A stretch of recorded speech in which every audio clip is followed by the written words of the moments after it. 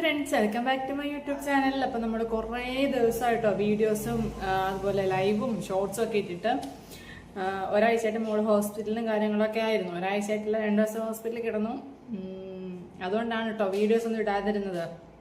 Actually ഞാൻ last live എടുക്കുന്ന ദിവസം ഉച്ചയ്ക്ക് ഒരു ദിവസം ലൈവ് എടുത്ത് അവളെ കൂട്ടിയിട്ട് ഒരു ദിവസം എടുത്തിട്ടുണ്ടായിരുന്നു കേട്ടോ. അവൾക്കന്ന് പനി ആയതുകൊണ്ട് അങ്ങനെ വേണ്ടി വിട്ടിട്ടുണ്ടായിരുന്നില്ല. അപ്പം അന്ന് വൈകുന്നേരം ഞാൻ ലൈവ് എടുക്കാന്ന് പറഞ്ഞു നിർത്തിയതാണ് കേട്ടോ. അന്നാണ് ലാസ്റ്റ് ലൈവായാലും വീഡിയോ ഷോർട്സ് പിന്നെ ഹോസ്പിറ്റലിൽ കിടന്നപ്പോൾ ഒരു ദിവസം ഇട്ടിട്ടുണ്ടായിരുന്നു. അതിനിടയ്ക്കൊന്നും ഇട്ടില്ല, വീഡിയോസ് ഒന്നും ഇട്ടില്ല. അപ്പം അതിന് കാരണം അതാണ്. അപ്പം പെട്ടെന്ന് വൈകുന്നേരം ആയപ്പോഴത്തേനും ഒക്കെ ചെറുതായിട്ട് ചുമ സ്റ്റാർട്ട് ചെയ്തതേ ഉള്ളൂ. പിറ്റേ ദിവസം അന്ന് രാത്രി ആയപ്പോഴത്തേനും ഒട്ടും ഉറങ്ങിയിട്ടില്ല. ഞങ്ങൾ രണ്ടുപേരും, ഞാനും ഏട്ടനും ഒട്ടും ഉറങ്ങിയിട്ടില്ല. ഭയങ്കര ചുമ എന്ന് പറഞ്ഞാൽ ഭയങ്കര ചുമയായി. ഇവയ്ക്ക് ഞാനെങ്കിൽ ഇങ്ങനെ ചെറുതായിട്ട് ജലദോഷം വരുമ്പോഴേ ഇങ്ങനെ പെട്ടെന്ന് ശ്വാസം മുട്ടൽ അങ്ങനെ കാര്യങ്ങളൊക്കെ ഉണ്ടാവാറുണ്ട് കേട്ടോ. ചുമയൊക്കെ ഉണ്ടാവാറുണ്ട്. ഇഷ്ടമുള്ളതാണ്, ഞാൻ പറഞ്ഞിട്ടുണ്ടെന്ന് തോന്നുന്നു. പണ്ട് അത് ജനിച്ച് 45 ദിവസം മുതലേ നമ്മളിങ്ങനെ പ്രശ്നമുള്ളതാണ്. അപ്പോഴേ അഡ്മിറ്റ് ആക്കിയിട്ടുണ്ട് കേട്ടോ. അതുകൊണ്ട് നമുക്കൊരു പേടിയുണ്ട്. ചെറുതായിട്ട് ജലദോഷം വന്നാലേ ഞാൻ ആവിയൊക്കെ പിടിച്ചിങ്ങനെ സെറ്റാക്കി വെക്കും. ഇപ്പൊ ഇവിടുത്തെ നെബുലൈസറൊക്കെ ഓൾറെഡി വാങ്ങിച്ചു വെച്ചിട്ടുണ്ട്. ഇങ്ങനെ ഉള്ളതുകൊണ്ട് നമ്മൾ നെബുലൈസറൊക്കെ യൂസ് ചെയ്യുന്നതാണ്. അപ്പൊ നെബുലൈസറിന്റെ മരുന്നും അതുപോലെ അതിന്റെ കാര്യങ്ങളെല്ലാം വാങ്ങിച്ചു വെച്ചിട്ടുണ്ട്. അപ്പോൾ ഇങ്ങനെ ചുമ സ്റ്റാർട്ട് ചെയ്തപ്പോഴേ ഞാൻ എന്ത് ചെയ്തു, നമ്മളിതിനെ പെട്ടെന്ന് ഈ മരുന്ന് കൊടുക്കാൻ നിൽക്കില്ല. അതത്ര നല്ല സാധനമല്ലല്ലോ.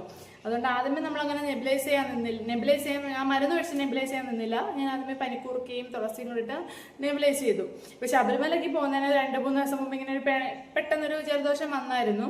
അപ്പം ഞങ്ങൾ വിചാരിച്ചു പണിയായി, ഇപ്പം ശബരിമല പോകാനായില്ലേ, അപ്പം പിന്നെ ഇങ്ങനെ പെട്ടെന്ന് പനിയൊക്കെ പിടിച്ചു കഴിഞ്ഞാൽ എന്ത് ചെയ്യുന്നൊക്കെ വിചാരിച്ചു. അപ്പം എന്തോ അയ്യപ്പ സഹായിച്ചിട്ട് 2 ദിവസം കൊണ്ട് ആ പനി എവിടെയോ കൂടെ പോയെന്ന് അറിയത്തില്ല, അതിലേ അങ്ങ് പോയി. അപ്പം പിന്നെ ശബരിമല പോയി കഴിഞ്ഞിട്ടാണ് ഇങ്ങനെ വന്നത്. അപ്പോഴേ ഞാൻ വിചാരിച്ചു, അന്നും ഞാനിതുപോലെ തുളസിയിലയും പനിക്കുറുക്കയും വെച്ചിട്ടൊന്ന് ആവി പിടിച്ചിട്ടുണ്ടായിരുന്നു. അപ്പം ഞാൻ ഇപ്രാവശ്യവും എന്ത് ചെയ്തു, തുളസിയിലയും പനിക്കുറുക്കയിട്ട് ആവി പിടിച്ചു. അത് ഉച്ചയ്ക്ക് പിടിച്ചു, രാത്രി കിടക്കുന്നതിന് മുമ്പ് പിടിച്ചു. എന്നിട്ടും വലിയ വ്യത്യാസമില്ല.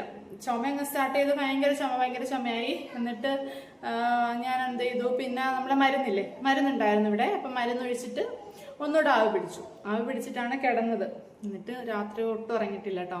വിക്സ് ഒക്കെ തേച്ച് കൊടുത്തു.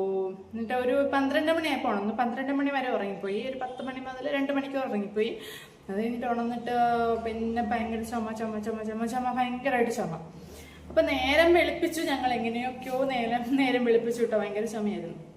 അപ്പൊ നേരം വെളുത്തപ്പോ ഏട്ടൻ പറഞ്ഞു അച്ഛനും മോളൂടെ പോയിട്ട് വരാം. അപ്പോഴേ അവൾക്ക് ഇങ്ങനെ ഭയങ്കരമായിട്ട് വയ്യാതിരിക്കുകയാണ് കേട്ടോ. അപ്പൊ ഞാൻ എന്ത് ചെയ്തു, ഒരു ദോശയൊക്കെ വെച്ചിട്ട് പകുതി അവളെ കൊണ്ട് കഴിപ്പിച്ചു. എങ്ങനെയൊക്കെയോ കഴിപ്പിച്ചു. അവള് വേണ്ടെന്ന് പറഞ്ഞിട്ട് എന്നിട്ട് ഞാൻ കഴിപ്പിച്ചു. ഞാൻ പറഞ്ഞു ക്ഷീണിച്ച് പോയി കഴിഞ്ഞാൽ ട്രിപ്പ് ഇടും, വെറുതെ പോയിട്ട് പണി വാങ്ങിക്കണ്ട, നീ കഴിച്ചിട്ട് പോയാൽ മതി എന്ന് പറഞ്ഞിട്ട് അവളെ കൊണ്ട് കഴിപ്പിച്ചിട്ടാ പോയി. എന്നിട്ട് ഞാൻ ഏട്ടനോട് പറഞ്ഞു, അവര് ബൈക്കിൽ ആദ്യമേ പോയായിരുന്നു. അപ്പൊ ഞാൻ പറഞ്ഞു ബൈക്കിൽ ഇവളെ കൊണ്ട് പോകാൻ പറ്റുമെന്ന് തോന്നുന്നില്ല. അവളിങ്ങനെ ക്ഷീണിച്ച് കിടക്കായിരുന്നു കേട്ടോ. ചുമച്ച് വയ്യാണ്ടായി.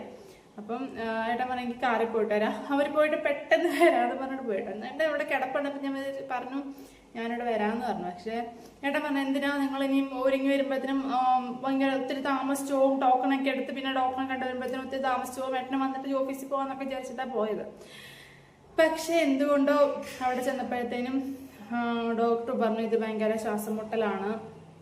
അപ്പം കുഞ്ഞിന് ഇച്ചിരി നല്ല പോലെ ഉണ്ട്, അത്യാവശ്യം തരക്കേടില്ലാത്ത രീതിയിൽ കൂടുതലാണ്, അഡ്മിറ്റ് ആക്കണം എന്ന് പറഞ്ഞു. അഡ്മിറ്റ് ആക്കണം എന്ന് പറഞ്ഞിട്ട് പിന്നെ ഏട്ടൻ എനിക്ക് ഇങ്ങനെ മെസ്സേജ് അയച്ചു കേട്ടോ, അഡ്മിറ്റ് ആക്കാൻ പറഞ്ഞു, എന്താ ചെയ്യേണ്ടതെന്ന്. ഒന്നാമത് നമ്മൾ ഇവിടെ ഗവൺമെന്റ് ആശുപത്രിയിലോട്ടാണ് കൊണ്ടുപോയത്. അവർക്ക് ഗവൺമെന്റ് ആശുപത്രി മരുന്ന് പിടിക്കൂ കേട്ടോ. അവർക്ക് ഇങ്ങനെ പ്രൈവറ്റ് ആശുപത്രി, ഗവൺമെന്റ് ആശുപത്രി. ഞാൻ പറഞ്ഞില്ലേ 45ാമത്തെ ദിവസം ഞങ്ങൾ കിടന്നത് മറിയലായിരുന്നു. ഇവിടെ അടൂർ ഒരു മരിയ ഹോസ്പിറ്റലായിരുന്നു കിടന്നത്. പക്ഷെ എന്നിട്ട് അവൾക്ക് മാറാഞ്ഞിട്ട് 5 ദിവസം ഹോസ്പിറ്റലിൽ കിടന്നു, അഡ്മിറ്റായി കിടന്നു. എന്നിട്ട് മാറാഞ്ഞിട്ട് അവിടുന്ന് ഡിസ്ചാർജ് ആയിട്ട് പോയിട്ട് ഗവൺമെന്റ് ആശുപത്രിയിലെ ഒരു മീര ഡോക്ടർ ഉണ്ട്. മീര ഡോക്ടർ ഞാൻ വീട്ടിലല്ലാതെ പോയി കണ്ട് അവിടുന്ന് മരുന്ന് വാങ്ങിച്ച് പിന്നെ ഹോസ്പിറ്റലിൽ പോയി നെബുലൈസർ ഒന്നുമില്ല, അത് കുഞ്ഞ് പ്രായമായിട്ട് ഓക്സിജന്റെ സഹായം ഇല്ലാതെ നെബുലൈസ് ചെയ്യത്തില്ലായിരുന്നു. അപ്പൊ ഹോസ്പിറ്റലിൽ പോയി 2-3 തവണയൊക്കെ പോയി ആവി പിടിച്ചിട്ടാണ് അവർക്ക് കുറഞ്ഞത്. അതുകൊണ്ട് തന്നെ ഗവൺമെന്റ് ഹോസ്പിറ്റലും പ്രൈവറ്റ് ഹോസ്പിറ്റലും അങ്ങനെ വ്യത്യാസമൊന്നുമില്ല. ഇവിടെ പോയാൾക്ക് മരുന്ന് പിടിക്കുകയാണെങ്കിൽ പിടിക്കും, പിടിച്ചില്ലേ പിടിക്കത്തില്ല, അങ്ങനെയാണ് കേട്ടോ. നമ്മുടെ അവിടെ ഒരു പ്രാഥമിക ആരോഗ്യ കേന്ദ്രമുണ്ട് ഏനാദിമംഗലത്ത്. അപ്പൊ അവിടെ പോയാൽ അവർക്ക് ആ മരുന്ന് പിടിക്കും. പക്ഷെ ഇവർക്ക് പ്രശ്നം മരുന്ന് പിടിവയ്ക്കായ്ക്കല്ല, അവർക്ക് ഈ ശ്വാസം മുട്ടലാണ് മെയിൻ ആയിട്ടുള്ള. അങ്ങനെ അവിടെ അഡ്മിറ്റ് ആക്കാന്ന് പറഞ്ഞു. അഡ്മിറ്റ് ആക്കട്ടെ എന്ന് ചോദിച്ചു. അപ്പം മെയിനായിട്ട് ഇതുപോലെ വിളിച്ചു പറഞ്ഞു. അതിനു മുമ്പേ അവരെന്ത് ചെയ്തു, അവളെ ക്യാൻഡിലേക്ക് ഇട്ടു കേട്ടോ. ഇഞ്ചക്ഷൻ ആദ്യമേ തന്നെ കൊടുത്തു. ചെന്നപ്പോഴേ ഇച്ചിരി കൂടുതലായിട്ടാണ് ചെന്നത്, അതുകൊണ്ട് ഇഞ്ചക്ഷൻ ആദ്യമേ കൊടുത്തു. അതുകൊണ്ട് ക്യാൻഡിലെ കയ്യിലൊക്കെ കുത്തിയിട്ടുണ്ടായിരുന്നു. എന്നിട്ട് അവർ ആവി പിടിപ്പിച്ചു. ആവി പിടിപ്പിച്ചത് 10 മിനിറ്റ് ഇടവിട്ടിട്ട് 2-3 പ്രാവശ്യം ആവി പിടിപ്പിച്ചു കേട്ടോ. അപ്പോഴാണ് അവൾക്കൊന്ന് ശമനമായത്, ശ്വാസം മുട്ടലൊന്നും. അവളൊന്ന് എണീറ്റിരുന്നത് അപ്പോഴാണ് കേട്ടോ. അങ്ങനെ ഭയങ്കര ക്ഷീണിച്ച് കിടക്കായിരുന്നു. ഏട്ടൻ്റെ മടിയിലോട്ട് അങ്ങ് കിടക്കായിരുന്നു. അപ്പൊ ആ ഒരു 3 പ്രാവശ്യം ഇഞ്ചക്ഷൻ, ഒരു പ്രാവശ്യം ഇഞ്ചക്ഷൻ എടുത്ത് 3 പ്രാവശ്യം ആവിയും കൂടെ പിടിച്ചപ്പോഴത്തെ നെബിലൈസ് ചെയ്ത് കഴിഞ്ഞപ്പോഴത്തേനും അവളൊന്ന് ഒരു സ്റ്റേബിൾ ആയിട്ട് നിന്നു കേട്ടോ. അപ്പോഴത്തേനായിട്ട് എന്നെ വിളിച്ച് അഡ്മിറ്റ് ആക്കട്ടെ എന്ന് ചോദിച്ചു. അപ്പൊ നമുക്കെന്ന് പറഞ്ഞാൽ ഒരു പ്രാവശ്യം ചിന്തിച്ചാൽ പോരല്ലോ. കാരണം കാശും കൂടെ ഉള്ളതുകൊണ്ട് അവൻ്റെ കൂടെ കാര്യം നോക്കിയിട്ട് നമുക്ക് എന്തെങ്കിലും ഒരു ഒപ്പീനിയൻ എടുക്കാൻ പറ്റും. അപ്പൊ ഞാൻ പറഞ്ഞു നമുക്ക് പേ വാർഡ് ഉണ്ടോ എന്ന് ചോദിച്ചു നോക്കുക. ഗവൺമെന്റ് ഹോസ്പിറ്റലിൽ പേ വാർഡ് ഉണ്ട്, പക്ഷെ അവർ തരണമെങ്കിൽ കുറച്ച് ബുദ്ധിമുട്ടാണ്. കാരണം അവരങ്ങനെയൊന്നും തരൂല ഗവൺമെന്റ് ഹോസ്പിറ്റലിലെ പേ വാർഡ്. അപ്പൊ ഞാൻ പറഞ്ഞു ഒന്ന് പേ വാർഡ് ഉണ്ടോ എന്ന് അന്വേഷിക്കുമെന്ന് പറഞ്ഞു. അപ്പൊ എന്ത് ചെയ്തു, പേ വാർഡ് ഉണ്ടോ എന്ന് അന്വേഷിച്ചപ്പം പേ വാർഡ് നിങ്ങൾ വാർഡിലോട്ട് കയറ്, എന്നിട്ട് പേ വാർഡ് ഉണ്ടെങ്കിൽ തരാമെന്ന് പറഞ്ഞു. പക്ഷേ ഡോക്ടർ സജസ്റ്റ് ചെയ്തു പേ വാർഡ് ഉണ്ടെങ്കിലും പേ വാർഡ് എടുക്കണ്ട. കാരണം പേ വാർഡിൽ അങ്ങനെ ഡ്യൂട്ടി നേഴ്സുമാർ അങ്ങനെ 1-2 നേഴ്സുമാരെ ഉണ്ടായിരിക്കത്തുള്ളൂ. അപ്പൊ ഇവർക്ക് പെട്ടെന്നാണ് ചുമ, ഇങ്ങനെ ശ്വാസം മുട്ട എന്തെങ്കിലും ഉണ്ടെങ്കിൽ ഓക്സിജന്റെ സഹായം എടുക്കുക, അല്ലെങ്കിൽ ഡോക്ടർ, അതൊക്കെ ഭയങ്കര പാടായിരിക്കും. അതുകൊണ്ട് ഒരു ദിവസത്തേന് അന്നത്തേന് എന്തായാലും പേ വാർഡ് എടുക്കണ്ട, വാർഡിൽ തന്നെ കിടന്നാൽ മതി. അപ്പൊ എല്ലാവരുടെയും ശ്രദ്ധയുണ്ടാവും. അപ്പൊ വാർഡിൽ തന്നെ കിടന്നാൽ മതി, അഡ്മിഷൻ എടുക്കട്ടെ എന്ന് ചോദിച്ചു. പിന്നെയും ചോദിച്ചു. അപ്പം പിന്നെ ഞാൻ എന്തായാലും രണ്ടും കളിപ്പിച്ച് എടുക്കാം എന്നാക്കി കേട്ടോ. ഇങ്ങനെ ഞാൻ പറഞ്ഞു എങ്കിൽ പിന്നെ എടുത്തേക്ക്, ഇനിയിപ്പോൾ വേറെ ഹോസ്പിറ്റലിൽ നോക്കിപ്പോണ്ട് അവിടെ എന്തായാലും ഡോക്ടർ പറഞ്ഞില്ലേ, അപ്പം പിന്നെ എടുത്തേക്ക്. എന്നിട്ട് ഡോക്ടർ പ്രത്യേകം എടുത്ത് ചോദിച്ചു കേട്ടോ, എന്താ ഇവയ്ക്ക് ഇതുവരെ ഇൻഹേലർ യൂസ് ചെയ്യാത്തതെന്ന് ചോദിച്ചു. അപ്പോൾ കുഞ്ഞിലെ മുതലേ ഇവയ്ക്ക് ഇങ്ങനെ പ്രശ്നമുണ്ട്, എന്നിട്ട് വേറെ ഹോസ്പിറ്റലിൽ കാണിച്ചിട്ടുണ്ട്, ഇത്രയും നാളിപ്പോൾ 4 വയസ്സാവാറാവുന്നു, ഇതുവരെ പ്രശ്നം ഉണ്ടായിട്ട് ആരും ഇൻഹേലർ സജസ്റ്റ് ചെയ്തില്ലേന്ന് ചോദിച്ചു കേട്ടോ. അപ്പം നമുക്കെന്ന് പറയുമ്പോൾ ഇൻഹേലർ എന്നൊക്കെ കേൾക്കുമ്പോൾ കുട്ടി പരുവത്തിലെ ഇൻഹേലർ യൂസ് ചെയ്താൽ അയ്യോ ഇനി ഭാവിയിൽ മൊത്തം യൂസ് ചെയ്യേണ്ട വരുമോ, ഇപ്പോഴും ഉണ്ട് കേട്ടോ. ഇപ്പോഴും ആ ഒരു ഡൗട്ടിലാണ് ഞാൻ ഇരിക്കുന്നത്. ഡോക്ടറോട് ഞാൻ ചോദിച്ചപ്പോൾ ഡൗട്ട് പറഞ്ഞാൽ അങ്ങനെയൊന്നും ഇല്ല, നമ്മൾ നെബിലൈസ് ചെയ്യുന്നതിന് പകരം ഇൻഹേലർ യൂസ് ചെയ്യുന്നേ ഉള്ളൂ. നെബിലൈസ് ചെയ്യുമ്പം കുഞ്ഞുങ്ങൾക്ക് ഓക്സിജൻ ഇല്ലാത്തത് നമ്മൾ വീട്ടിൽ വെച്ച് ചെയ്യുമ്പോൾ അത്ര സേഫ് ആയിരിക്കത്തില്ല എന്നാണ് പറഞ്ഞത്. അപ്പം പിന്നെ എന്തായാലും അഡ്മിറ്റ് ആക്കുമെന്ന് പറഞ്ഞു. അഡ്മിറ്റായിട്ട് പിന്നെ ഞങ്ങൾ അങ്ങോട്ട് പോകുന്നതായി പോയി. ഇനി എന്താണ്, കാരണം അവിടെ പീഡിയാട്രിക് വാർഡ് എന്ന് പറഞ്ഞാൽ പീഡിയാട്രിക് വാർഡും അതിൻ്റെ കൂടെ തന്നെ ലേഡീസിൻ്റെ വാർഡും ഇടാം, പെണ്ണുങ്ങളുടെ വാർഡും ഇടാം. അപ്പം അത് രണ്ടും ഇടാകുമ്പം നമുക്ക് ആണുങ്ങൾക്ക് പ്രവേശനം ഇല്ല അങ്ങോട്ട്. അപ്പം പിന്നെ ഏട്ടൻ എന്ത് ചെയ്യും എന്നുള്ളതായി അടുത്തത്. പിന്നെ ഞാൻ ചെല്ലുന്നത് വരെ കുഴപ്പമില്ല, എന്താ വെച്ചാൽ കുഞ്ഞുണ്ടല്ലോ, അവൾ മാത്രമല്ലല്ലോ, അവൾ ഏട്ടന് മാത്രമല്ലേ ഉള്ളൂ. അപ്പം പിന്നെ ഏട്ടൻ പറഞ്ഞു നീ എനിക്ക് ഒരു ഓട്ടോ വിളിച്ചു വാ. അപ്പം ഞാൻ എന്ത് ചെയ്തു, ഇവിടെ ചോറും കറിയൊക്കെ ഏട്ടനെ പോകാൻ വേണ്ടി സെറ്റ് ആക്കിയിട്ടുണ്ടായിരുന്നു. അപ്പം ഏട്ടൻ പറഞ്ഞു ഇനിയിപ്പം ചോറും കറിയൊക്കെ എടുത്തിട്ട് വാ, ഇപ്പം നമ്മളിവിടെ വെച്ചിരുന്നാലും ആരുമില്ല കഴിക്കാൻ. അപ്പം ചോറും കറിയൊക്കെ എടുത്തിട്ട് നേരെ അങ്ങോട്ട് ഒരു ഓട്ടോ വിളിച്ചിട്ട് അങ്ങോട്ട് പോരുമെന്ന് പറഞ്ഞു. അപ്പം ഞാൻ ചോറും കറിയും ഡ്രസ്സും കാശിനെയും എല്ലാം കൂടെ എടുത്തിട്ട് ഇവിടുന്ന് ഒരു ഓട്ടോ വിളിച്ചിട്ട് പോയി കേട്ടോ. പോയിട്ട് അവിടെ പോയി ഇറങ്ങി. പിന്നെ അവിടെ ചെന്നിട്ട് കഴിയുമ്പം നമുക്ക് ഇവനെയും കൊണ്ട് ഞാൻ വിചാരിച്ചത് വീട്ടിൽ നിന്ന് അമ്മ വിളിച്ചിട്ടെങ്കിലും പറഞ്ഞിട്ടുണ്ട് അവനെ അങ്ങോട്ട് കൊണ്ടാക്കുക എന്നുള്ളത്. പക്ഷെ അവനെ അങ്ങോട്ട് കൊണ്ടാക്കുക എന്ന് പറഞ്ഞാൽ അവനങ്ങനെ നിന്നിട്ടില്ലല്ലോ. ഒന്നാമത് അവൻ ഇനി രാത്രിയിൽ എന്തെങ്കിലും വഴക്കുണ്ടാക്കി കഴിഞ്ഞാൽ അവിടെ നിന്ന് ഇങ്ങോട്ട് വരിക എന്നുള്ളത് കുറച്ച് ടാസ്ക്കാണ്. ഇപ്പം സപ്പോസ് നമുക്കിങ്ങനെ വരാൻ പറ്റാത്തൊരു ദൂരം അല്ല വരാൻ പറ്റാത്ത സാഹചര്യം അങ്ങനെ എന്തെങ്കിലും ആണെങ്കിൽ ഇപ്പം അവർ ആർക്കെല്ലാം അഡ്ജസ്റ്റ് ചെയ്തല്ലേ പറ്റൂ. ഇതിപ്പോൾ അങ്ങനെ അല്ലല്ലോ, നമുക്ക് വേണമെങ്കിൽ ഏട്ടനും കൂടെ ചെന്ന് അവനെ എടുക്കാവുന്നൊരു സാഹചര്യം ആകുമ്പോൾ നമ്മൾ ഓട്ടോമാറ്റിക്കലി അങ്ങനെ എന്തെങ്കിലും ബുദ്ധിമുട്ടുണ്ടാകുമ്പം നമ്മൾ ഓഫ് കോഴ്സ് ആരായാലും വിളിക്കും ഇങ്ങോട്ട് ബാ കുഞ്ഞു കരയുന്നുണ്ടെന്ന് പറഞ്ഞു. അപ്പോൾ അതിലും ഭേദം ഏട്ടനുള്ള സ്ഥിതിക്ക് ഏട്ടൻ പറഞ്ഞു ഏട്ടൻ റൂമിലോട്ട് ഇങ്ങ് കൊണ്ടുവന്നേക്കാന്ന് പറഞ്ഞു അവനെ. അപ്പം ഏട്ടൻ എന്തായാലും ഹോസ്പിറ്റലിൽ നിൽക്കാൻ പറ്റൂല, അപ്പം പിന്നെ അവിടെ കൊണ്ടുവരാമെന്ന് പറഞ്ഞു. അപ്പം ഞാൻ ആ ഒരു ധൈര്യത്തിലാണ് കേട്ടോ, എങ്കിൽ ശരി അങ്ങനെ പോട്ടെ എന്ന് വിചാരിച്ചു. ഹോസ്പിറ്റലിലൊക്കെ അഡ്മിറ്റായി നേരെ വാർഡിലോട്ടൊക്കെ കയറി. വാർഡിൽ എന്ന് പറഞ്ഞാൽ പീഡിയാട്രിക് വാർഡിൽ അതിനു വേണ്ടി ഒരു 1 2 ഞാൻ ചെന്നപ്പം ഞങ്ങളോട് ഉൾപ്പെടുത്തി ഒരു 3 പേരെ ഉണ്ടായിരുന്നുള്ളൂ. ഞാൻ ചെന്ന സമയത്ത് 3 കുട്ടികളുള്ളൂ. പക്ഷേ ഈ ലേഡീസിൻ്റെ വാർഡ് ഫുള്ള്, ലേഡീസിൻ്റെ വാർഡൊന്നും പറയാൻ പറ്റൂല. ഇപ്പം ആദ്യം ധരിച്ചിട്ട് 2 കർട്ടൻ ഇങ്ങനെ ഇട്ടേക്ക്, കർട്ടൻ ഇങ്ങനെ വെച്ചേക്ക്, വെറുതെ ഇങ്ങനെ മാറ്റി വെക്കാവുന്ന കർട്ടനില്ല ആ സംഭവം, അതിങ്ങനെ വെച്ചേക്കാൻ അപ്പുറത്തെ ലേഡീസിൻ്റെ വാർഡ് അത് നിറച്ച ആൾക്കാരാണ് കേട്ടോ. പിള്ളേരുടെ വാർഡിൽ സീറ്റ്. അപ്പം ഡോക്ടറോട് ഞാൻ ഇങ്ങനെ കുഞ്ഞിനെ ഡോക്ടർ കണ്ടപ്പോൾ ഡോക്ടർ ചോദിച്ചു ഇവനെയും കൊണ്ട് എങ്ങനെയാ, എന്നാലും കുഴപ്പമില്ല, പീഡിയാട്രിക് വാർഡുകൾ അങ്ങനെ ഒരുപാട് പേഷ്യൻ്റ് ഒന്നും ഇല്ല, അതുകൊണ്ട് കുഴപ്പമില്ല എന്നൊക്കെ എന്നോട് ഇങ്ങനെ പറഞ്ഞു, അഡ്ജസ്റ്റ് ചെയ്യാമെന്ന് എന്നൊക്കെ പറഞ്ഞു. അപ്പം പിന്നെ ഞാൻ അപ്പുറത്തെ ഇഷ്ടം പോലെ ആൾക്കാരാണ് കേട്ടോ. പിള്ളേർ വെറുതെ 2 കർട്ടൻ്റെ മറവിൽ ഇങ്ങനെ മറച്ചു വെക്കുന്നതെന്ന് മാത്രമേ ഉള്ളൂ. അത് മാറ്റാൻ പറ്റും. ഇങ്ങനെ എന്തെങ്കിലും അവർക്ക് എന്തെങ്കിലും ബുദ്ധിമുട്ടുള്ളപ്പോൾ അവർക്ക് വേണമെങ്കിൽ ഇങ്ങനെ മറയായിട്ട് യൂസ് ചെയ്യാൻ വേണ്ടിയിട്ട് അത് ഉപയോഗിക്കുന്ന സംഭവമില്ലേ, ആ സാധനമാണ്. അതായത് പിന്നെ ഡോക്ടറിൻ്റെ നിർദ്ദേശപ്രകാരം അങ്ങനെ ചെയ്തു. പിന്നെ ഞാൻ ചെന്നപ്പോഴത്തേനും അവർ എക്സ്റേ എടുക്കാൻ വേണ്ടിയിട്ട് നിൽക്കുമായിരുന്നു. അപ്പം എന്നെ കാത്തിട്ടായിട്ടും പുറത്ത് നിൽക്കുമായിരുന്നു. അപ്പോൾ എക്സ്റേ എടുക്കാൻ വേണ്ടി നേരെ അവരും പോയിട്ടോ. ഏട്ടനും മോളോട് എക്സ്റേ എടുക്കാൻ വേണ്ടി കയറി. എക്സ്റേ എടുത്ത് നോക്കിയപ്പം ചെസ്റ്റിനകത്ത് കഫക്കെട്ട് അങ്ങനെ കാര്യങ്ങളൊന്നുമില്ല. ഇപ്പം ക്ലിയർ ആയിട്ടുണ്ട്. നെബിലൈസ് ഒക്കെ ചെയ്തപ്പോഴത്തേനും അവർക്ക് ശ്വാസം മുട്ട, അവളിങ്ങനെ എന്താ നെഞ്ചിങ്ങനെ ശ്വാസം മുട്ടെന്ന് കണ്ടിട്ടുണ്ടാവുമല്ലോ എല്ലാവരും. ഈ ശ്വാസം മുട്ടൽ വരുമ്പോൾ ഇങ്ങനെ നെഞ്ചിങ്ങനെ കുഴിഞ്ഞ് വീണ്ടും ഇങ്ങനെ വരുന്ന അങ്ങനെ സംഭവം, അതൊക്കെ ഒന്നും അതൊക്കെ ഒന്ന് നോർമലായിട്ടുണ്ടായിരുന്നു. നോർമൽ തന്നെ ഒരുപാട് നോർമലല്ല, എന്നാലും അത്യാവശ്യം നോർമലായിട്ടുണ്ടായിരുന്നു ആ സമയം ആയപ്പോഴത്തേനും. പിന്നെ അങ്ങോട്ട് എക്സ്റേ എടുത്ത് നോക്കിയപ്പോൾ ചെസ്റ്റ് ക്ലിയർ ആയിട്ടുണ്ട്. അപ്പം നമുക്കൊന്ന് സമാധാനമായി. അപ്പം ഡോക്ടർ ഒന്നുകൂടെ പറഞ്ഞു ഇപ്പം ചെസ്റ്റൊക്കെ ഏകദേശം ക്ലിയർ ആണ്, കുറച്ച് ഇതായി കാണിക്കുന്നുള്ളൂ. അപ്പം പിന്നെ നാളെ വേണമെങ്കിൽ നമുക്ക് ഡിസ്ചാർജ് ആക്കാം, കുഴപ്പമൊന്നുമില്ല എന്ന് പറഞ്ഞു. അപ്പോൾ നമുക്ക് സമാധാനമായി, ഒരു ദിവസത്തേനുള്ളിൽ ഉള്ളൂ. എന്നിട്ട് ഞാൻ ചോദിച്ചു കേട്ടോ, പേവാർഡ് എടുക്കാൻ പറ്റത്തില്ല, കുഞ്ഞിനെ കൊണ്ട് ഭയങ്കര ബുദ്ധിമുട്ടാണ് ഇവനെയും കൊണ്ട്. അപ്പോൾ ഡോക്ടർ പറഞ്ഞു വേണ്ട, വെറുതെ റിസ്ക് എടുക്കണ്ടല്ലോ. ഇപ്പോൾ ഓക്സിജൻ സഹായം പെട്ടെന്ന് കിട്ടണമെങ്കിൽ നമുക്ക് ഈ വാർഡിൽ കിടന്നാലേ പറ്റത്തുള്ളൂ, അല്ലാതെ പേവാർഡിലൊക്കെ ആണെങ്കിൽ കുറച്ച് ബുദ്ധിമുട്ടാവും. അപ്പോൾ അതിലും ഭേദം നിങ്ങൾ വാർഡ് നിൽക്കുക, അവനെ ഒന്ന് അഡ്ജസ്റ്റ് ചെയ്യും, ഒരു ദിവസത്തേനല്ലേ ഉള്ളൂ, അവനൊന്ന് അഡ്ജസ്റ്റ് ചെയ്യാൻ പറ്റുമെങ്കിൽ നോക്കുക എന്ന് പറഞ്ഞു. അപ്പം ഞാൻ പറഞ്ഞില്ല ഏട്ടൻ കൊണ്ടുപോകാന്നൊക്കെ വിചാരിച്ചിലാണ് ഞാനും ഇരിക്കുന്നത്, ഏട്ടൻ ഇരിക്കുന്നത്. എന്നിട്ട് പിന്നെ വാർഡിലോട്ട് പോയിട്ടോ. ഞാൻ ഇടയ്ക്കിടയ്ക്ക് നെബിലൈസ് ചെയ്യുന്നുണ്ട്. ഞാൻ വീഡിയോസൊക്കെ എൻ്റെ കൂടെ ആഡ് ചെയ്തേക്കാം. ഇടയ്ക്കിടയ്ക്ക് നെബിലൈസ് ചെയ്യുന്നുണ്ട്. പിന്നെ ഇഞ്ചക്ഷൻ രാവിലെ വൈകിട്ട് ഇഞ്ചക്ഷൻ എടുക്കുന്നുണ്ട്. അതിൻ്റെ ഇടയ്ക്ക് അവർക്ക് ബ്ലഡ് കളക്ട് ചെയ്ത് ബ്ലഡ് പരിശോധിക്കുന്നുണ്ട്. അങ്ങനെയൊക്കെ അതിനിടയ്ക്ക് അങ്ങനെ പോകുന്നു. ബ്ലഡൊക്കെ പരിശോധിച്ച് കുഴപ്പമൊന്നുമില്ല, അതെല്ലാം നോർമലായിട്ടുണ്ട്. അങ്ങനെയുള്ള പ്രശ്നങ്ങളൊന്നുമില്ല.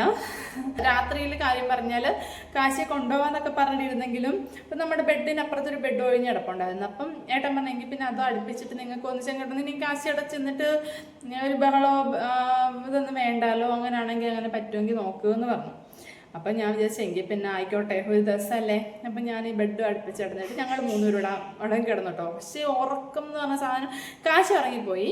കുഞ്ഞിയാണെങ്കിൽ ഉറക്കം എന്ന് പറഞ്ഞാൽ ഒന്നാമത്തെ കാര്യം അവർക്ക് ചെറിയ പിള്ളേരൊക്കെയാണ് ലൈറ്റൊക്കെ അല്ലെങ്കിൽ 0 ബൾബൊക്കെ ഇട്ടിട്ടാണല്ലോ കിടക്കുന്നത്. പക്ഷെ ഇവരെ 2 പേരും ഞങ്ങൾ അങ്ങനെ ശീലിപ്പിച്ചിട്ടില്ല കേട്ടോ. ലൈറ്റ് ഓഫ് ആക്കിയിട്ടാണ് കിടക്കുക.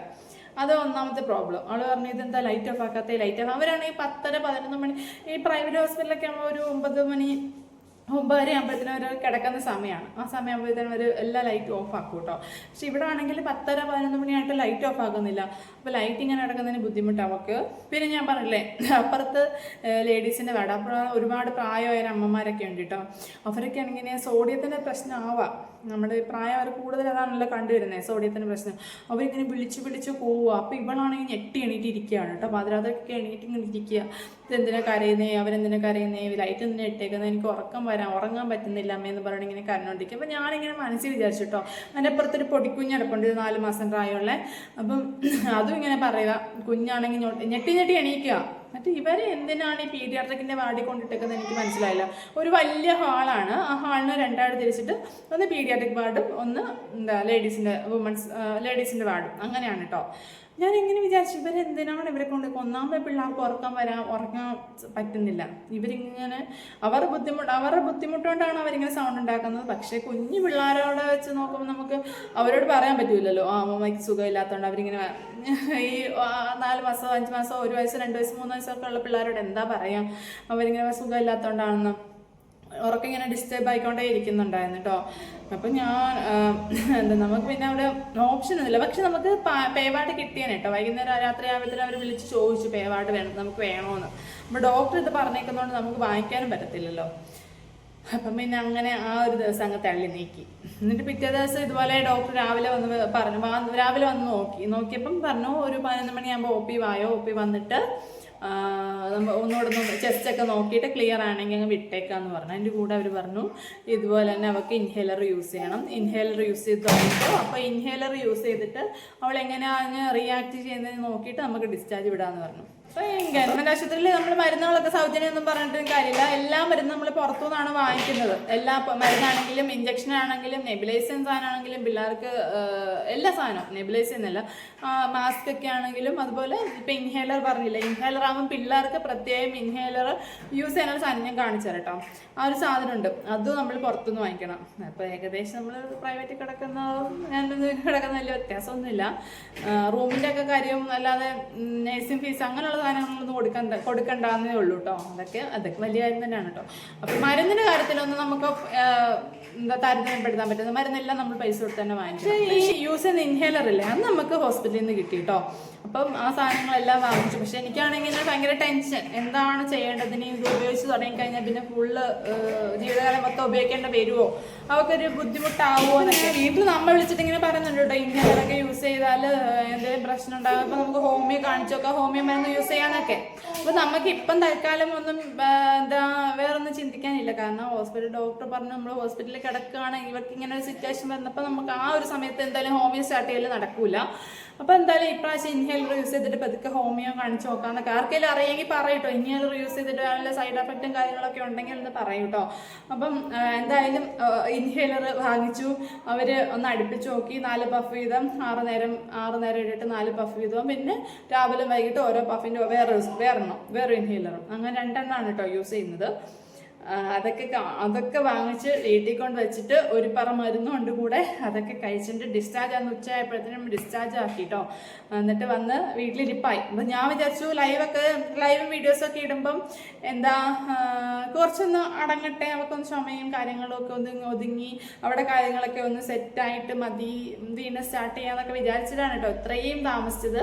2 ദിവസമായി ഞങ്ങൾ ഡിസ്ചാർജ് വന്നിട്ട്.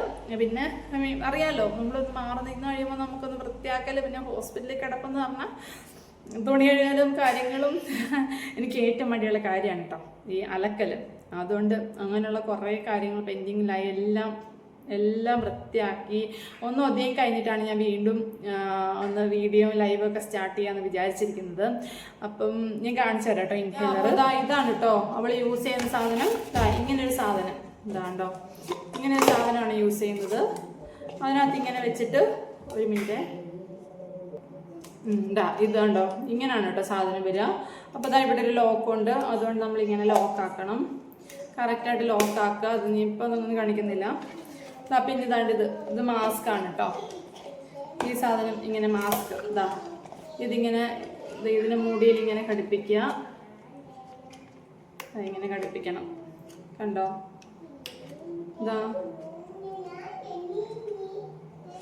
ഇതിങ്ങനെ ഘടിപ്പിക്കാം. ഇതാണ് കേട്ടോ സംഭവം. പിന്നെ ഇൻഹേലർ ഇല്ല, നമ്മൾ സാധാ യൂസ് ചെയ്യുന്ന ആളുകൾ ഇങ്ങനെ അടിക്കുന്ന ഇൻഹേലർ, അതിവിടെ വെക്കുക. കുഞ്ഞിൻ്റെ മുഖത്തോട്ട് ഇങ്ങനെ വെക്കുക, അടിക്കുക. അങ്ങനെയാണ് കേട്ടോ യൂസ് ചെയ്യുക.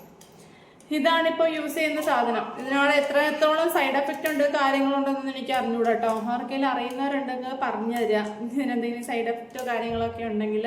ഇനിയിപ്പോൾ ഞാൻ സ്ഥിരമായിട്ട് ഈ വീഡിയോസൊക്കെ ഇടണമെന്ന് വിചാരിക്കുന്നു, ലോങ് വീഡിയോസും ഷോർട്സൊക്കെ ഇടണമെന്ന് വിചാരിക്കുന്നു. എല്ലാവരുടെ സപ്പോർട്ടും ഒക്കെ പ്രതീക്ഷിക്കുന്നു. ആരെങ്കിലും സബ്സ്ക്രൈബ് ചെയ്യാതെയൊക്കെ കാണുന്നുണ്ടെങ്കിൽ പ്ലീസ് സബ്സ്ക്രൈബ് ചെയ്യൂ, ഷെയർ ചെയ്യൂ, കമൻറ്റ് ചെയ്യൂ. എന്തെങ്കിലുമൊക്കെ വാല്യബിൾ ആയിട്ടുള്ള എന്തെങ്കിലുമൊക്കെ പറഞ്ഞു തരാണെങ്കിൽ അതൊക്കെ പറഞ്ഞു തരൂ. അത്രയൊക്കെ ഉള്ളൂ കേട്ടോ നമ്മുടെ ഇന്നത്തെ വീഡിയോ. എന്തായാലും ഇപ്പം എല്ലാം മോഡറേറ്റ് ആയി സ്വസ്ഥമായിട്ട് ഇരിക്കുന്നുണ്ട്. പിന്നെ ഈ മരുന്നുകളും ഇങ്ങനെ ഇൻഹേലിംഗ് എല്ലാം അത് പടിയായിട്ട് നടക്കുന്നുണ്ട്. അപ്പോൾ അതൊക്കെ നടന്നു പോകുന്നു. നമ്മുടെ ഇന്നത്തെ വീഡിയോ ഇത്രയേ ഉള്ളൂ. അപ്പോൾ എല്ലാവർക്കും അടുത്ത വീഡിയോ കാണുന്നവരെ tata bye bye, see U.